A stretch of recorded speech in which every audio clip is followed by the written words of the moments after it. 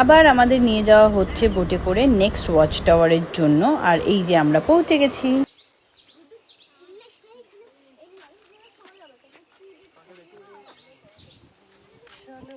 এখানে কি আছে?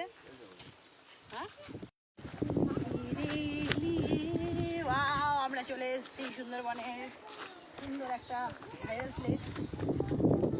ভাইরাল প্লেস, তাই না? যেটা আমরা ব্লগে দেখেছিলাম। তো ফাইনালি এখানেও কিছু আমরা দেখতে পাই না, তো আবার চলে যাই বোটে। আর বোটে উঠে আমরা ওয়েট করতে থাকি আমাদের লাঞ্চের জন্য। তোমাদের যেটা আমি বলেছিলাম এর আগের ব্লগে, যে সুন্দরবনে যে ট্রাভেল এজেন্সির আন্ডার থেকে যাবে তোমরা অনেক রিসার্চ করে নেবে। ওরা একদিন ভালো খেতে দেয়, একদিন কিন্তু খাওয়াটা অন্যরকম। তো সেকেন্ড ডে আমাদের যে খাওয়াটা দিয়েছিল আমরা খুব একটা স্যাটিসফাইড ছিলাম না, আর অনেস্ট রিভিউটা তোমাদের সঙ্গে শেয়ার করলাম। আচ্ছা, এটা বাসমতি। এটা বাসমতি। আমার এটা মাটন আছে, কিন্তু বোঝা যাচ্ছে না। শুধু ভাত আছে। তো ফার্স্ট ডে আমাদের যা যা দেওয়া হয়েছিল তাতে আমরা খুব স্যাটিসফাইড ছিলাম, মোটামুটি ভালোই লেগেছিল খাওয়া দাওয়া। কিন্তু সেকেন্ড ডেতে ওরা যেই চালটা ইউজ করে একদম বাসমতি বলে রত্নার চালের মতো চাল দেয়, তো ভাতটা একদম আমাদের পছন্দ হয়নি।